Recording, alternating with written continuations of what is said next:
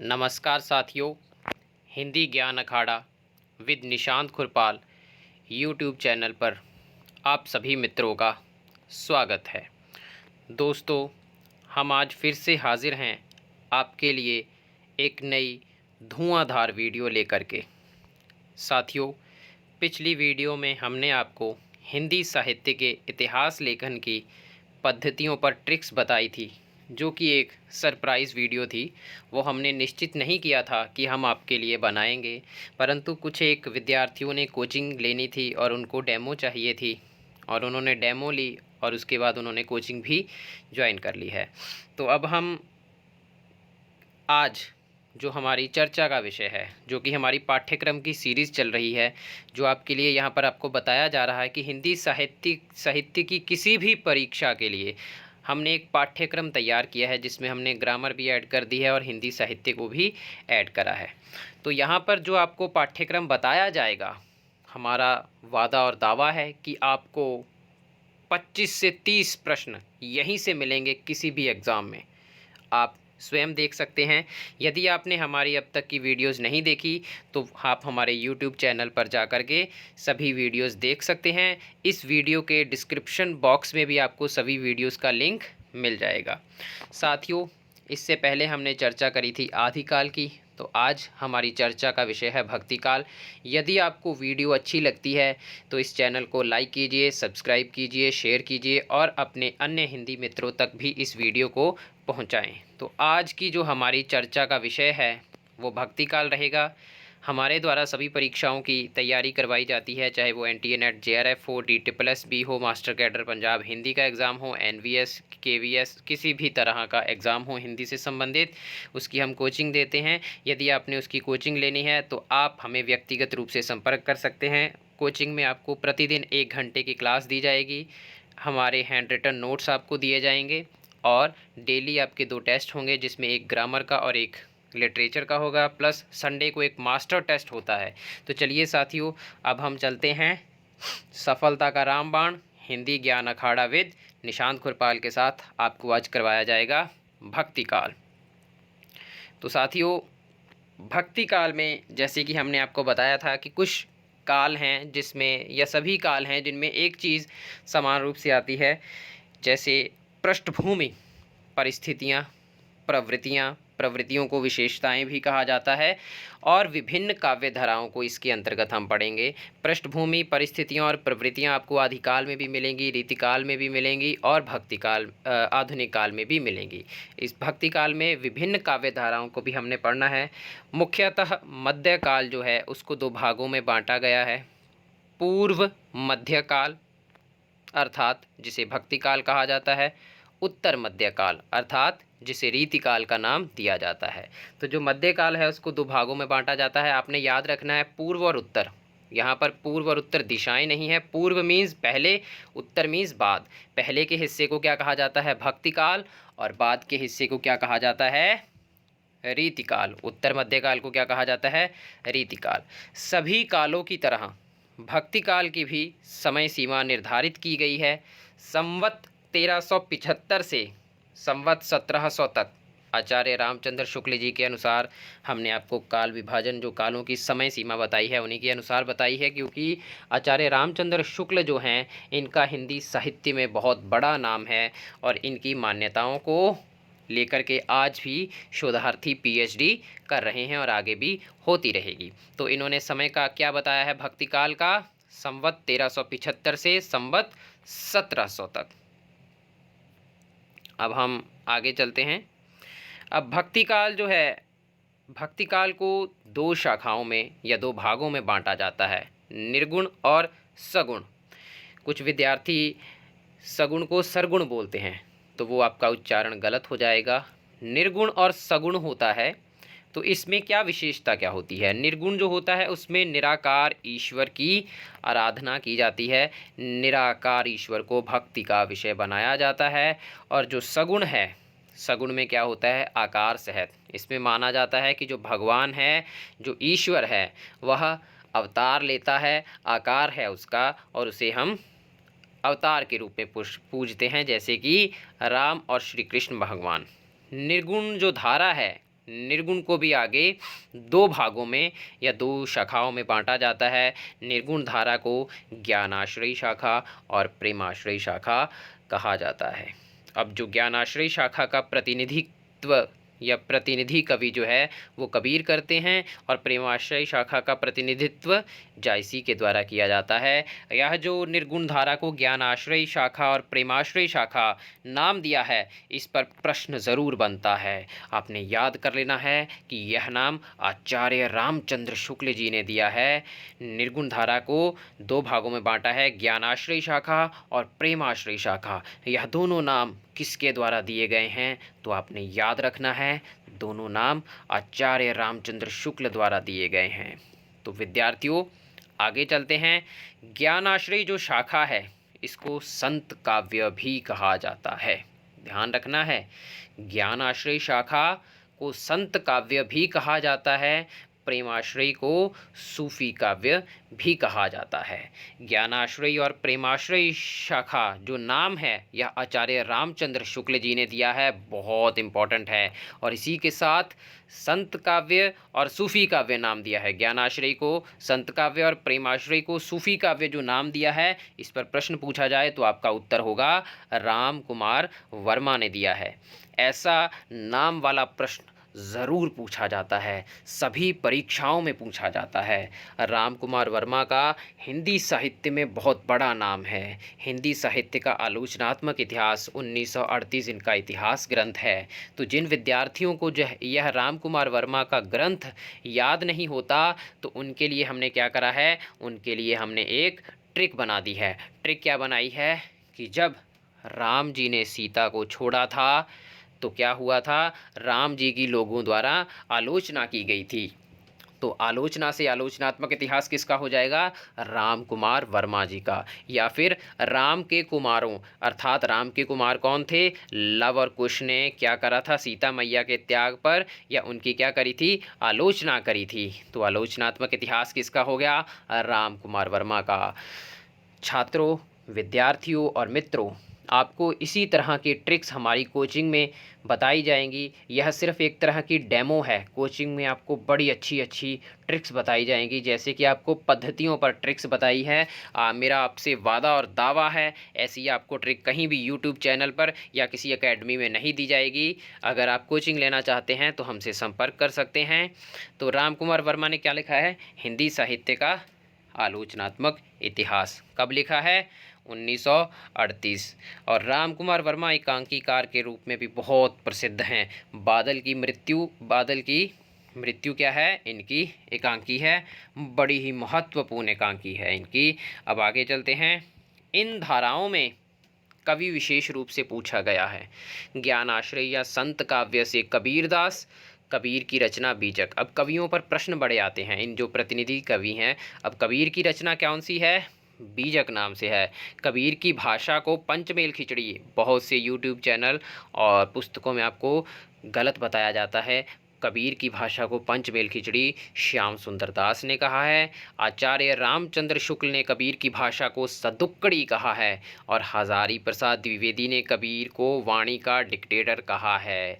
तो ये तीनों प्रश्न बहुत ही इम्पॉर्टेंट हैं जो हमने आपको यहीं बता दिए हैं। इसीलिए हम कहते हैं कि यदि आप चर्चा को ध्यान से सुनोगे, लिखोगे, तो आपको 25 से 30 प्रश्न यहीं से मिल जाएंगे। 25 से 30 बहुत कम बताए जा रहे हैं, अधिकतर प्रश्न आपको यहीं से मिलेंगे। वो चाहे किसी भी तरह की परीक्षा हो, आरपीएससी की हो, फर्स्ट ग्रेड, सेकंड ग्रेड, किसी भी तरह की परीक्षा हो, आपको यहीं से मिलेंगे। ध्यान रखना है, कबीर की भाषा को पंचमेल खिचड़ी श्याम सुंदर दास ने, रामचंद्र शुक्ल ने कबीर की भाषा को सदुक्कड़ी कहा है। हजारी प्रसाद द्विवेदी ने कबीर को क्या कहा है, वाणी का डिक्टेटर। यहाँ पर आपको डिक्टेटर शब्द का अर्थ बता दिया जाता है, जिसे हम कहते हैं तानाशाह। क्यों कहा है, उन्होंने कहा है कि कबीर की जो वाणी है उसमें भाषा कहीं भी अवरोध पैदा नहीं करती।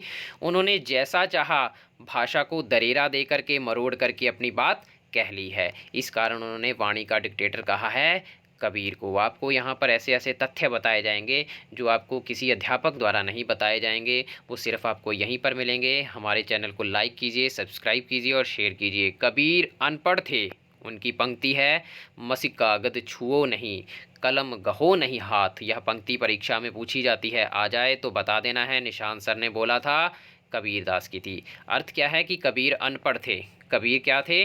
अनपढ़ थे। और उनकी पंक्ति क्या है? कागद छुओ नहीं, कलम गहो नहीं हाथ। जो संत काव्य के अन्य प्रमुख कवि हैं उनमें आ जाता है गुरु नानक, रैदास। इनमें जो है हम टॉपिक टाइम इन सभी को विस्तार से करेंगे। अभी हम आपको जस्ट बता रहे हैं। फिर भी यहाँ पर इतने प्रश्न आपको दिए जाएंगे कि आपको परीक्षा में से अधिकतर प्रश्न यहीं से मिलेंगे। अगर पहली वीडियो आपने नहीं देखी है तो आप देख सकते हैं, उसमें आपको आदिकाल पर चर्चा मिल जाएगी। प्रेमाश्रय या सूफी काव्य, सूफियों द्वारा लिखा गया काव्य। प्रेमाश्रय शाखा में प्रेम को आधार बनाया जाता है। सूफी काव्य में प्रेम तत्व की ही चर्चा होती है। मुल्ला दाऊद कृत चंदायन और जायसी कृत पद्मावत बहुत ही इम्पॉर्टेंट है। जायसी की पद्मावत की आपको ट्रिक बताई गई है कि उसके प्रतीकों को कैसे याद करना है। यदि आपने पहली वीडियो नहीं देखी है तो आप उसे देख सकते हैं। जायसी विशेष रूप से पाठ्यक्रम में आपके मेंशन रहते हैं, उसे हम विस्तार से करेंगे। फिर आती है सगुण धारा। सगुण में आता है राम काव्य और कृष्ण काव्य, इसकी चर्चा की जाएगी। तो राम काव्य कि वे जो कवि राम के उपासक थे या राम को काव्य और भक्ति का विषय बनाने वाले जो कवि हैं उन्हें राम भक्त कवि और उनके काव्य को राम काव्य कहा जाता है।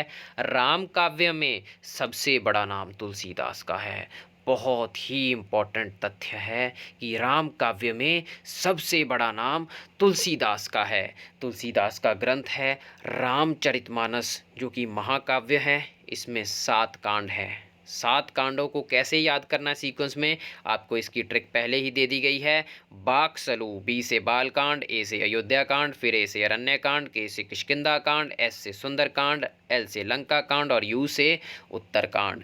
किसी भी परीक्षा में आपका प्रश्न गलत नहीं होगा यदि आप इस ट्रिक को याद कर लेते हैं। बड़ी ही आसान इसी तरह की ट्रिक्स आपको दी जाएंगी और दी भी गई हैं। रामचरितमानस की रचना में 2 वर्ष 7 माह और 26 दिन का समय लगा था। आपको पुस्तकों में 2 वर्ष और 7 माह ही मिलेगा, परंतु साथ में 26 दिन का समय भी लगा है।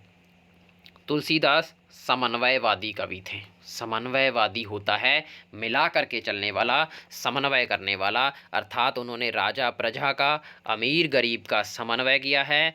राम काव्य के जो अन्य कवि हैं वो है अग्रदास, प्राणचंद चौहान। प्राणचंद चौहान कृत रामायण महानाटक बहुत ही इम्पॉर्टेंट प्रश्न है, यह परीक्षा में पूछा जाता है, आपने याद रखना है। कृष्ण काव्य में क्या आ जाएगा? कृष्ण काव्य में कृष्ण को भक्ति का और काव्य का विषय बनाने वाले कवि। इसमें बहुत से संप्रदाय आएंगे, जैसे वल्लभ संप्रदाय, चैतन्य संप्रदाय। सभी संप्रदायों पर चर्चा करेंगे और हम अपनी कोचिंग क्लास में इन पर चर्चा कर भी रहे हैं और उनको बच्चों को ट्रिक्स दी जाती है। अष्टशाप के कवियों की ट्रिक्स भी आपको बताई गई थी, KSPK GCCN। यदि आपने पहली वीडियो नहीं देखी तो देख लीजिएगा, आपको सभी ट्रिक्स का पता लग जाएगा पाठ्यक्रम चर्चा में। यहाँ पर सिर्फ हम पाठ्यक्रम चर्चा ही करेंगे, अन्य वीडियोज़ अभी नहीं बनाई जाएंगी क्योंकि कोचिंग का बैच चल रहा है। और अगर वीडियोस आएंगी तो उन बच्चों के ही कंपटीटर खड़े होंगे, तो उन बच्चों को पे करके पढ़ने का कोई भी लाभ नहीं होगा और उनकी सफलता निश्चित बनाई जाएगी। आप भी यदि कोचिंग लेना चाहते हैं तो कोचिंग ज्वाइन कर सकते हैं। कृष्ण काव्य में सूरदास, सूरदास जो है बहुत महत्वपूर्ण है। फिर भी यदि कोई बच्चा कोचिंग नहीं भी ले रहा तो उसके लिए यह जो पाठ्यक्रम पर चर्चा है बहुत इम्पॉर्टेंट साबित होने वाली है, क्योंकि अधिकतर प्रश्न यहीं से पूछे जाएंगे। कृष्ण काव्य में सूरदास बहुत महत्वपूर्ण है, पाठ्यक्रम में मेंशन है विशेष रूप से। इनके गुरु जो हैं, इनके गुरु भक्ति पंक्तियों पर हम चर्चा करेंगे विस्तार के साथ। आगे आ जाता है कृष्ण काव्य में अष्टछाप के कवि। अष्टछाप की स्थापना 1565 में गुसाई विट्ठलदास, जो कि किसके पुत्र थे? वल्लभाचार्य के। अष्टछाप में 8 कवियों पर इन्होंने अपने आशीर्वाद की छाप लगाई है, जिसमें 4 वल्लभाचार्य के शिष्य हैं। कौन से शिष्य हैं? ट्रिक लिखी गई है, के से कुंभनदास, एस से सूरदास, पी से परमानंदास और के से कृष्णदास। और 4 विट्ठल दास या विट्ठलनाथ के शिष्य हुए हैं। इसमें क्या आ जाएगा? GCCN, गोविंद दास, छीत स्वामी, चतुर्भुजदास और नंददास। चतुर्भुजदास जो हैं कुंभनदास के सबसे छोटे पुत्र हैं। कृष्ण काव्य में सूरदास और नंददास बहुत बड़े नाम हैं। इनको हम विस्तार से करेंगे टॉपिक टाइम, प्लस इसमें हम करेंगे अष्टछाप के कवि। तो आगे हम चलते हैं। आगे है संप्रदाय निरपेक्ष कवि। संप्रदाय निरपेक्ष क्या है कि आपने देखना है कि जो भक्ति काल की सगुण धारा है और उसमें जो कृष्ण काव्य है, कृष्ण काव्य में बहुत से संप्रदाय हुए हैं।